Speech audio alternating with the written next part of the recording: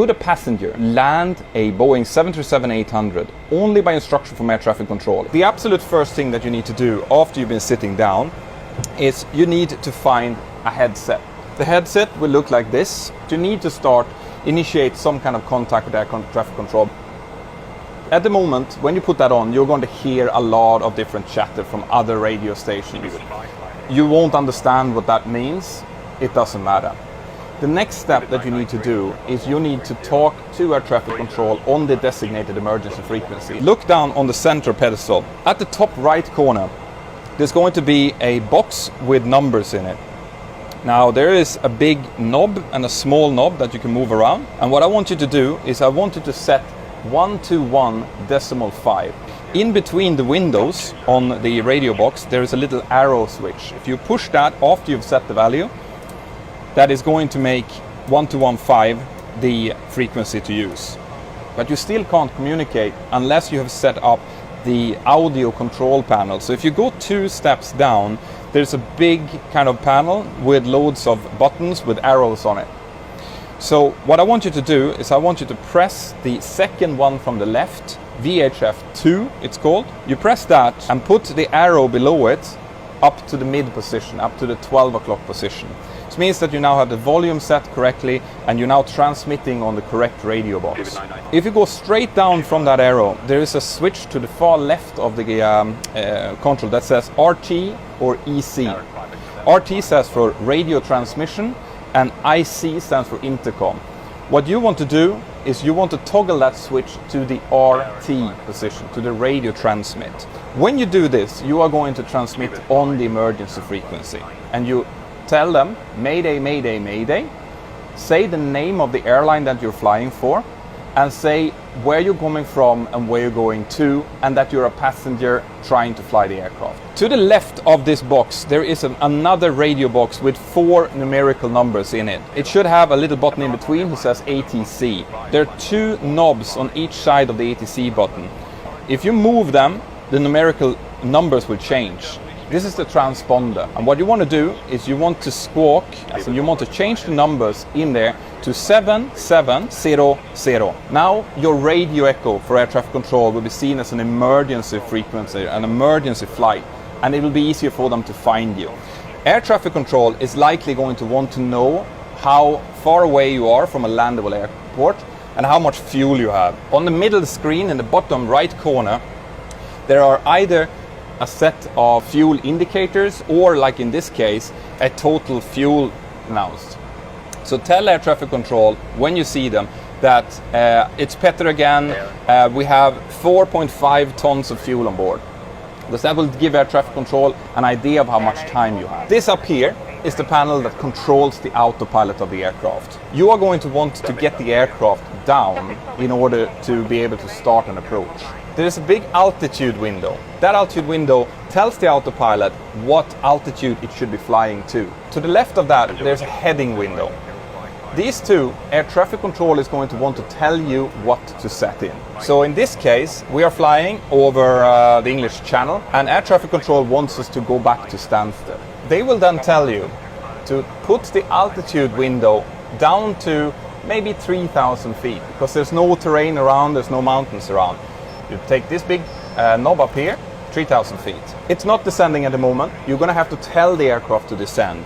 And the way to do that is these buttons over here. So you either have altitude hold, which is just maintaining the altitude, vertical speed, which tells the aircraft how quickly it should descend, or the one we are going to use is something called LVL-CHD, which stands for level change. If you press that, it means that the aircraft is going to reduce the thrust and it's going to follow the speed it has now in order to achieve the altitude. So 3,000 feet, you press level change, and as you can see, the thrust is now coming back and the aircraft is starting to descend. So air traffic control is once again going to come in and tell you, Petter, are you there? Yes. We want you to try to turn the aircraft. In the middle of the mode control panel, a window called heading. That has numerical numbers inside of it, 3 of them, and it goes from 0 to 359. They will probably tell you to turn to a certain numerical number. So in this case, they're going to tell you to turn to heading 270. So we just turn this knob until it says 270. And once you've done that, you go down and you press heading select. So as you notice now, the aircraft is starting to turn. At the moment, you can see in this window here, it says IAS Mach. So it's either an indicated airspeed or a Mach number. So if you've taken over the aircraft at a high altitude, this might show a decimal figure instead. So it's showing you a Mach number. In that case, you just press change over, CO here, and it will show you an American number like this. Because what we want to do is we want to fly an indicated airspeed. You have a little bit of time here, so I would suggest you'd start to prepare yourself. There will be a little H lever, a lever on the left hand side which says H on it. If you pull that up, you'll be able to move your seat like this.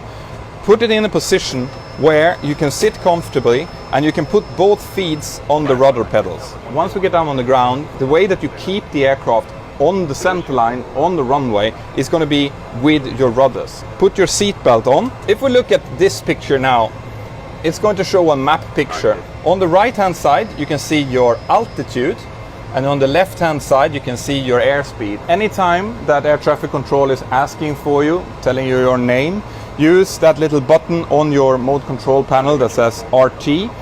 On our way in towards Stansted now, air traffic control is going to help you to set up the aircraft radios in order to do an auto land. They are going to tell you that you need to set a couple of different frequencies up and that you need to set 2 courses up. If you go down to the center pedal again, below the radio box that you were setting, there's another box with 2 windows in it. That's your radio 2, and there's an identical one on the left hand side as well. In this case, air traffic control will going to tell you to put 110.5 on both of these radio boxes and push the arrow button in between that says TFR, stands for transfer. Push that so you see 110.5 in the left hand window of both of these. The next step is we need to tell the autopilot what the course towards the runway is, and those are these 2. So they are corresponding with the 2 radio boxes. So in this case, it's actually preset because they departed from that runway. So they wanted to set 223 in course 2 and 223 in course 1. That way we know that the aircraft is now set up for the correct frequency and the correct inbound course for the ILS. We're down to 3,000 feet. The problem here is that we are way too fast. If air traffic control asks you what speed you're keeping 286 knots here, and that is not the speed that we can use for landing. 2,500. That's the aircraft telling us that we're 2,500 feet above the ground, which is normal because we're 3,000 feet indicated. So what you want to do now is go up to the speed window that says IAS Mach and bring that back to the value that air traffic control tells you. So in this case, we're going to bring it back to 210.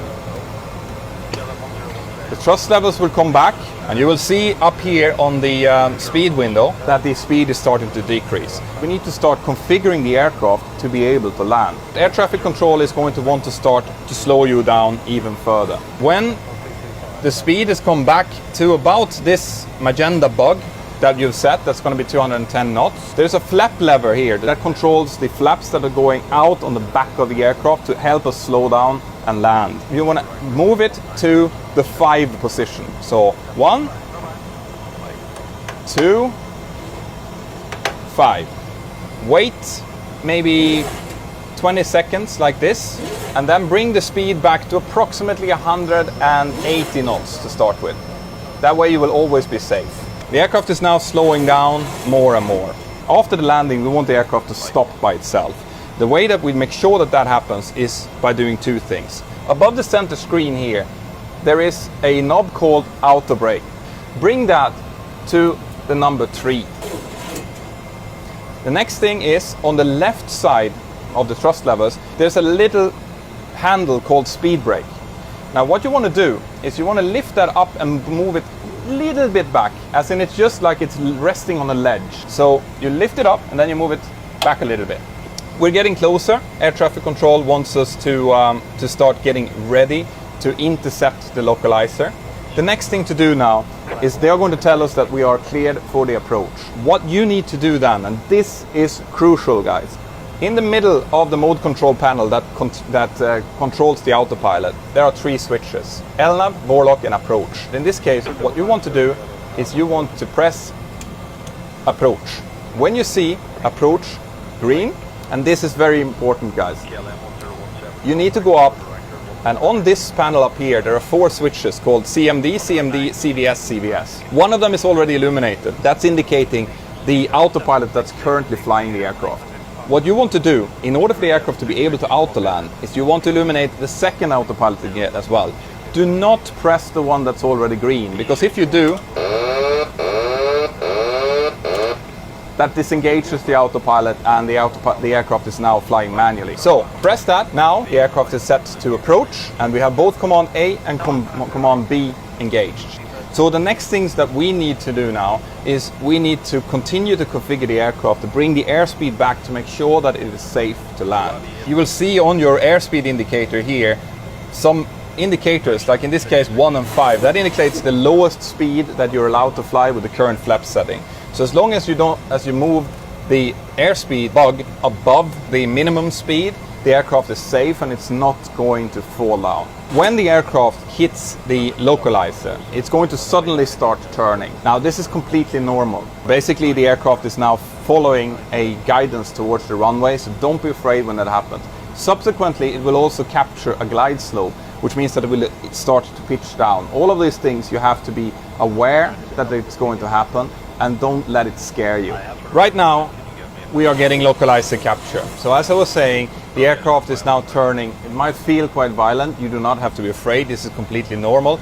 Now the aircraft is tracking the localizer. Back at 170 knots, the aircraft is turning now straight towards the runway, and we're getting closer to a landing position. The next we need to do in order to be able to land is get the landing gear down. So the landing gear is this big lever here in the middle of the cockpit. It has a little gear on it. It's easy to find. And what you want to do is you want to take that and move it down. You're going to feel how the gear comes out. You're going to hear that there's a large rumbling noise coming. That's from the air rushing past the gear. And after a while, 3 green lights is going to appear. That means that the gear is down and locked. Now you can continue to take flaps into a landing flap configuration, which is going to be the max flap in this case. Air traffic control will tell you to slow down, and in that case you move the flap to 15. When you move it to 15, you go up, and remember where the speed is on the MCP. The speed needs to come back, and you see the 15 bug here on the primary flight display. Just put the speed bug over the 15. It's going to be around 155 to take the flaps into the landing flap position. So flaps all the way down to 40 and bring the speed back to something like 145. Now the reason that you don't know exactly what speed to set is because you have not set anything up in the computer, the aircraft computer. It is not needed. Okay, that is needed when we do this, when we fly commercially. However, in the situation you're in now, the aircraft is going to do a fine job even without the FMC, the computer, being set up. So we're now 10 nautical miles away from the landing runway. There's a little figure up here that is counting down. That's the DME, and you can just start to see the runway out through the window. Once again, I want to emphasize that after landing, the aircraft will not be able to control itself on the runway. So you need to use your rudder pedals to just make sure that you stay on the asphalt. Be careful not to do too big corrections because it's quite sensitive. So nice small corrections, kind of squeezing the rudder pedals in the direction you want to go. Try not to overcorrect. And there is brakes on the top of the toes. Don't press them, okay? Because you have told the aircraft to brake by itself. So if you press those pedals, it's going to disengage the outer brake and the aircraft will not brake by itself. You're going to have to brake yourself. So you notice now the nose is pitching down. That's because the aircraft has just captured the glide slope. So now it is flying down towards the runway, tracking the center line, tracking the glide slope. The speed is correct. Everything is set perfectly now. So in essence, at this point, you only need to sit and wait for the aircraft to do the job. When we get down on the ground now, Just make sure the aircraft comes to a safe stop on the runway. We are going to 1,000. That's the aircraft telling us that we are 1,000 feet above the ground. It's taking that off the radio altimeter that you have up here in the right side of the primary flight display. So as we're getting closer now, put your feet on the rudder pedals. That's the aircraft trimming back in order to enable the flare and also to enable a go around. Obviously we will not go around from this. We have to get this aircraft down on the ground. 50, 40, 30, 20, 10.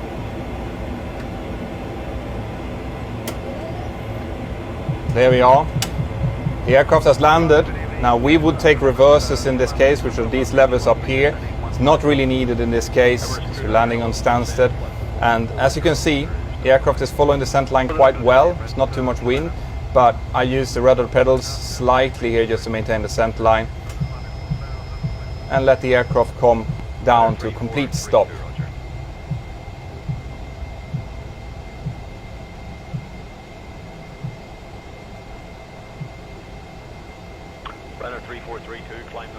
And there we are. The aircraft has stopped. The aircraft is in one piece. You've managed to get the aircraft down on the ground. What we want to do now is we want to make sure that emergency personnel can come and help us out. What you want to do next is just kill the engines, and you do that with these two buttons up here. That takes away the fuel from the engines. So when you do that, the aircraft is going to go dark. So it's going to be quite dark in the cabin as well. You're going to get some emergency lighting coming up. Don't be afraid, that's perfectly normal. But you're enabling the rescue equipment to come up. So that's what we'll do now.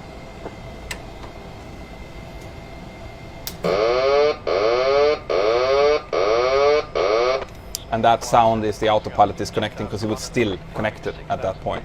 You've saved the aircraft. Aircraft is down on the ground. The engines are shut off. Emergency equipment can come on, help everyone that's on board, and you've made a fantastic job.